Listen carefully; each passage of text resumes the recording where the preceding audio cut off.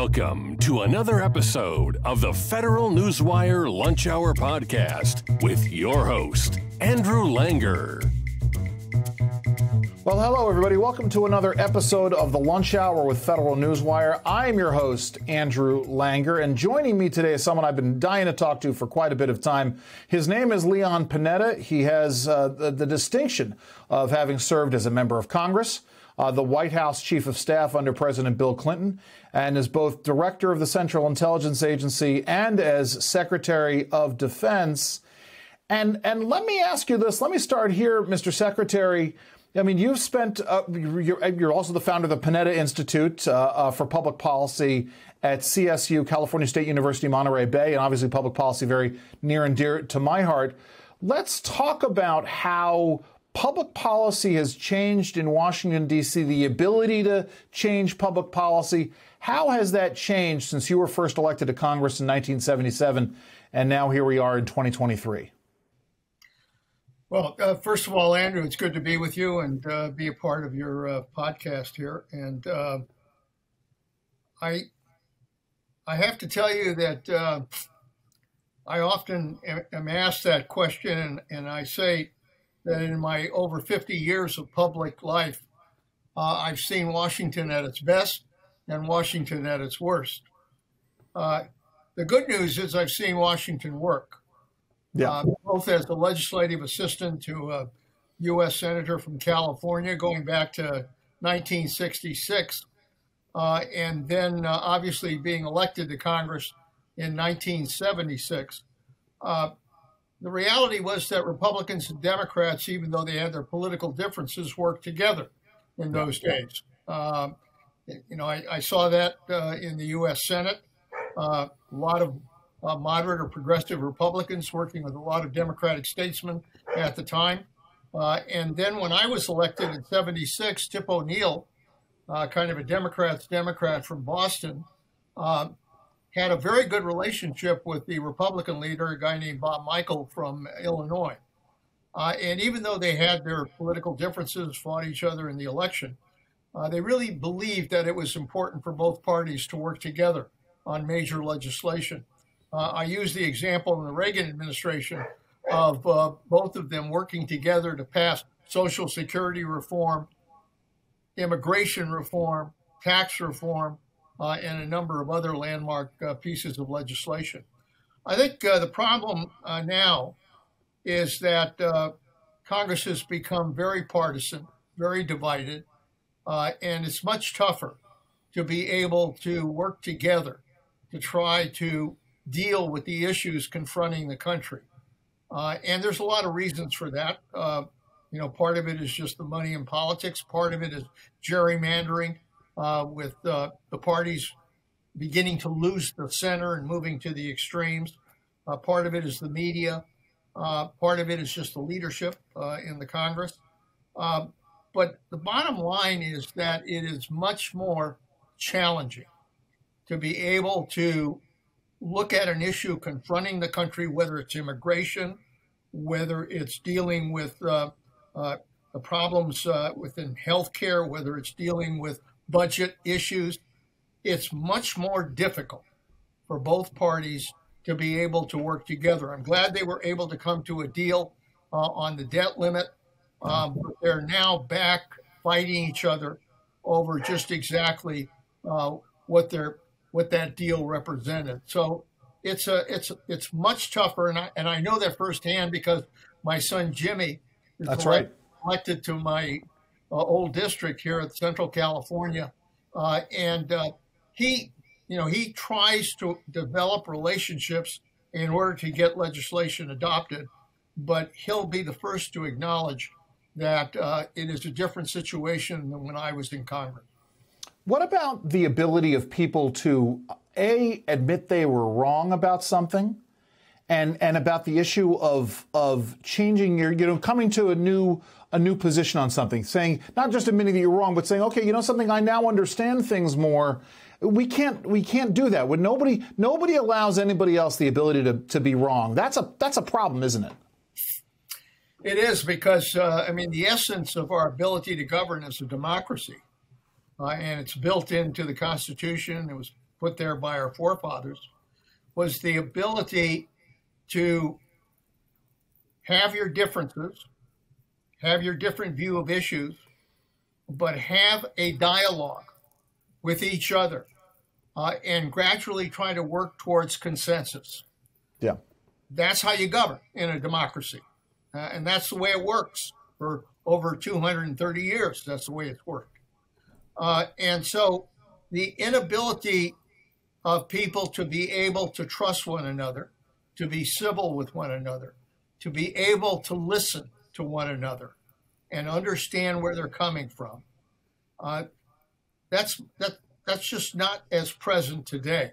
Yeah. And that goes to the heart and soul of the ability to govern. Look, I often say that in our democracy, we govern either by leadership or by crisis. If leadership is there, both sides are willing to take the risks associated with leadership, you can avoid crisis. You can deal with problems. But if that leadership isn't there, then we'll govern by crisis.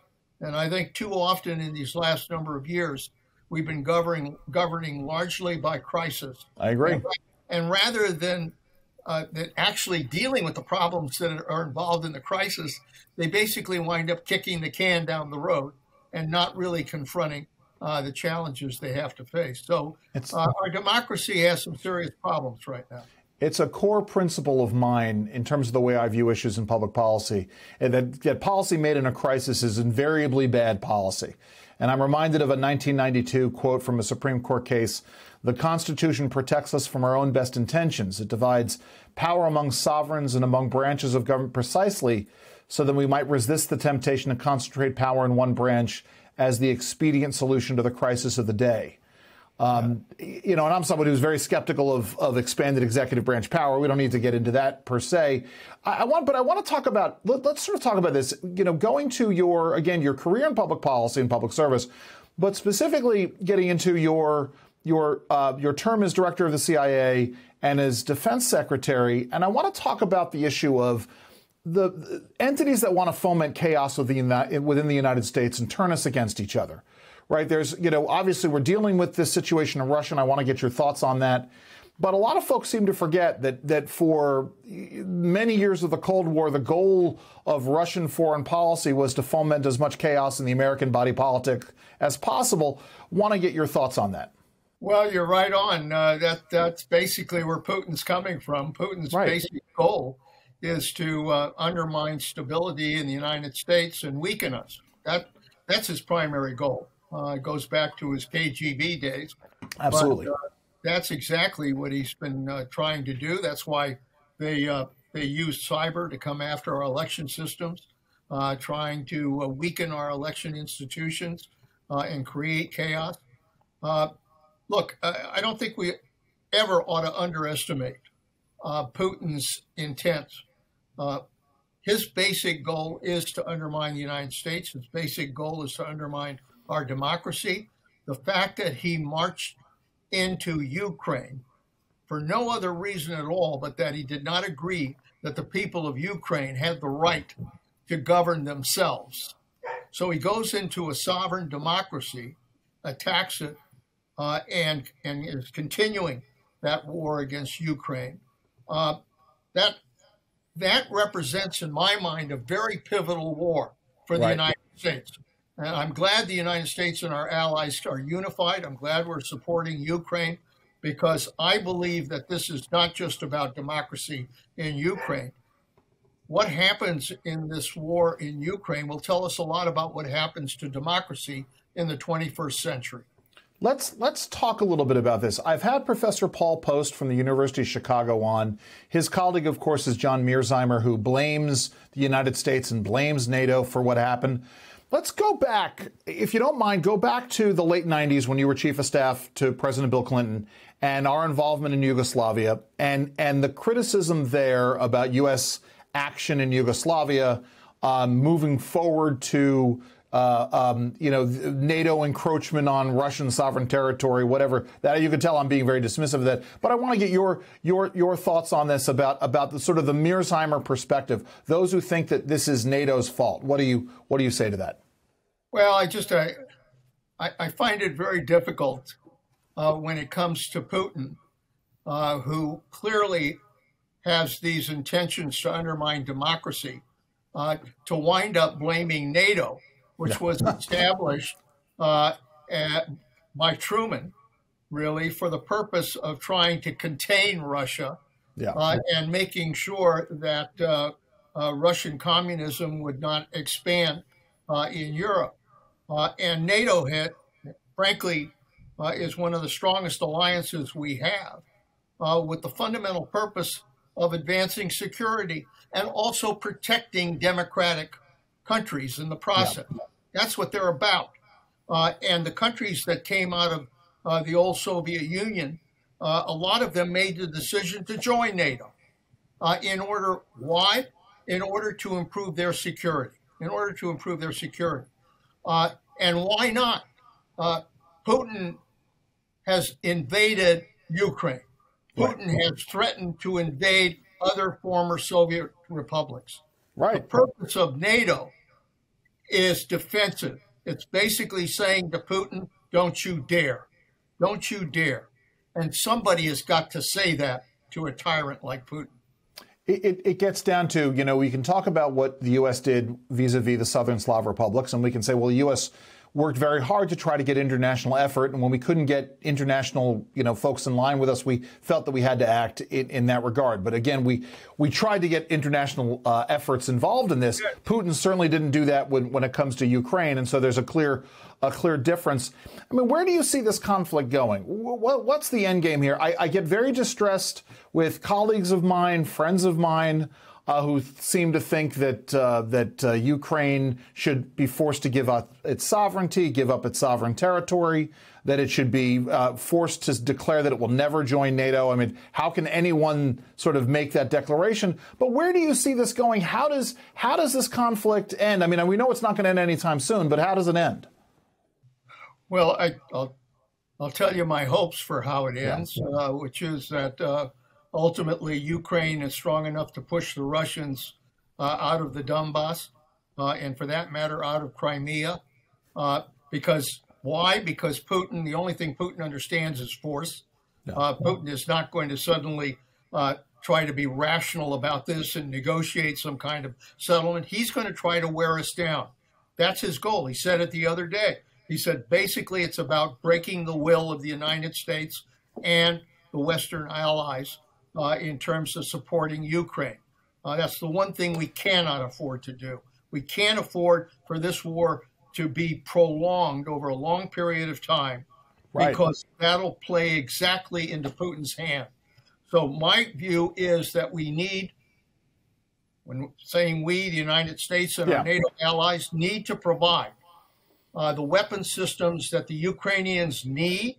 We need to provide the tanks. We need to provide the ammo. We need to provide the air defense systems. We need to provide whatever it is they need in order to be able to be successful at conducting this offensive that they have now engaged in on a 600-mile war front. My hope is that they are successful, that they continue to push the Russians back, and that ultimately Putin has to make a decision whether to withdraw, kind of facing defeat directly, and decides to withdraw, or whether he decides to negotiate. And if he decides to negotiate at that point, I think the Ukrainians will have enough leverage to be able to negotiate the right kind of outcome. I certainly hope so. I get a little skeptical here. Anyway, there's all kinds of things we do. Let's turn our attention, because you're in California, and I'll say it again, those of you who don't know, the Panetta Institute for Public Policy is based at California State University, Monterey Bay, on the grounds of what was once Fort Ord. And so the folks on the Pacific Coast are particularly attuned to the conflict that is happening, or the growing tensions that are happening between the United States and China. What's your appraisal of where things stand between the U.S. and China, and the U.S. and Taiwan, and China and Taiwan? What are your thoughts here? Well, there's no question we're living in a dangerous world. probably more dangerous since World War II with the number of flashpoints that we're dealing with in this world. And I think a lot of it has been emphasized because Russia and China and others sensed weakness on the part of the United States for a period of time. I think when Putin saw that he could go into Crimea and get no reaction, go into Libya, no reaction, go into Syria, no reaction, conduct this bold cyber attack on the United States and never pay a price, I think he sensed weakness. And I think to some extent, it probably was an incentive for him to go into the Ukraine, thinking that we would not respond. I think China is the same. I think Xi has basically sensed the same weakness on the part of the United States. We pulled out of a treaty that we had negotiated with Asian countries. We pulled out of the trade agreements that we were developing. We have tried to make clear that that China ought not to undermine freedom in Hong Kong, now threatens Taiwan. So I think Xi was thinking that because he thought the United States would not respond, that he could try to take advantage of some of these weaknesses. I think the war in Ukraine has sent him a signal. Sure. An important signal, which is that if he dared to go into Taiwan, the same thing could happen to China. And in addition to that, if he's the target of sanctions on his economy, the very economy that he wants to be able to build Chinese power on in the 21st century, that the last thing he needs is to have sanctions against his economy. So for that reason, I think Xi's taken a second look. I do hope that we can develop a dialogue with China. I think that's important to do, but it has to be from strength.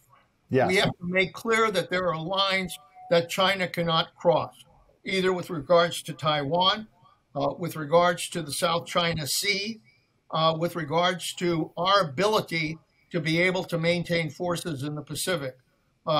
We have to be strong. But at the same time, I think it is important that we be able to establish a dialogue so that there are areas where hopefully we can ultimately try to work together. I think that I hope is going to be the end result here. Let's turn our attention here because we're short, a little bit short on time. I'm someone I've taught public policy at the university level. It's something I'm very passionate about. Talk to us about the work of the Panetta Institute, the good things you guys are doing and let me, if you can perhaps distinguish really briefly between politics and public policy. It's part of the reason why I focus on public policy, because you're focusing on issues as opposed to partisan rubric. Talk a little bit about that, but talk about the work that you guys at the Panetta Institute are doing. Well, our basic mission at the Panetta Institute is to try to inspire young people to lives of public service. My wife and I believe deeply that public service was a higher calling. When we came back after I was chief of staff to Bill Clinton, I just sensed that young people were not as excited about getting into public service. Yeah. And I think it's important for young people to understand that they have a duty to country. I frankly think that it would be good for this country to establish a national service system that would require all young people to serve for 2 years in some capacity, whether it's the military or conservation or education, whatever that area is. Give this country 2 years of service so that they understand what duty to country is all about. Let me tell you why I'm concerned. We do polls here at the Panetta Institute of college students' attitudes towards our country and political leadership here. The last poll we took came back with a very disturbing result. First time in 20 years. A majority of young people said that they were not going to have better lives than their parents. Wow. That means they don't believe they're going to be able to achieve the American dream. I'm the son of an Italian immigrant. Sure. I've lived the American dream. But to have young people be so disenchanted with what's going on that they're saying we're not going to be able to enjoy the American dream, we're not going to be able to live that better life, that is of tremendous concern. Sure. Sure. And frankly, what we're trying to do at the Panetta Institute is to develop that new generation of leaders we are going to need in our democracy in order to protect it for the future. It is why I started teaching, and I'm not teaching these days. COVID put an end to that, but I miss it terribly for that very reason, you know. And I'm sure you've seen this. You talk about an idea, you talk about a concept that's important in terms of the public policy world, and you see that spark in 1 or 2 or 3 students' eyes, and you know you've got them in there, and you know that they're getting ready to act. So I appreciate that work. Well, listen. Mr. Secretary, I greatly appreciate you coming on, sir. Enjoy Monterey, California. I'm very envious. Wish I was out there with you right now, but thank you so very much for joining us today. Well, thank you, Andrew. I really appreciate this. And, you know, I'd love to see you out here on the coast. I often say I'm really glad to be 3,000 miles from Washington. There's no better place to be than the Monterey Peninsula. So anyway, thank you for the opportunity. I'm inclined to agree with you. Well, our guest has been Leon Panetta. He is the founder of the Panetta Institute for Public Policy at CSU Monterey Bay, former Chief of Staff to Bill Clinton, Defense Secretary, and CIA Director. I'm Andrew Langer. This has been the Lunch Hour with Federal Newswire. Enjoy the rest of your lunch. This has been the Federal Newswire Lunch Hour Podcast, hosted by Andrew Langer. Check out the Federal Newswire's family of websites, as well as their social media stream.